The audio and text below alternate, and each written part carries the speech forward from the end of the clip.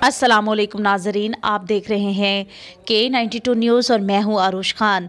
खबर शामिल करते हैं। कराची के इलाके सायरा बीबी सोसाइटी में एक अलमनाक वाक़या हुआ। मुख्तियार कार एजाज चाडियो को शहीद किया गया है।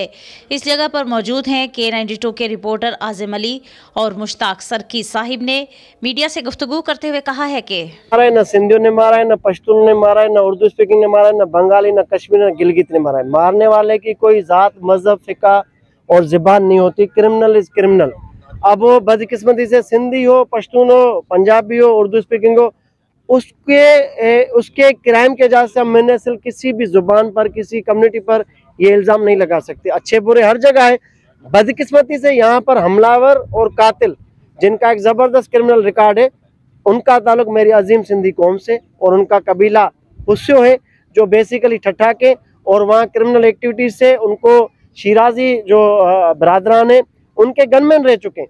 वहाँ पर जब इन्होंने क्रिमिनल एक्टिविटीज की कब्जा किए, भत्ते लिए, उनको वहाँ से बेदखल किया गया। यहाँ पर आए इस सीलानी वेलफेयर के प्लाट को जब मुख्तियार कार साहब, एजाज चांडियो साहब अदालती काम पर वाह गुजार कराने आए तो उनके ऊपर जदीद हथियारों से फायरिंग की गई और उनको शहीद किया गया।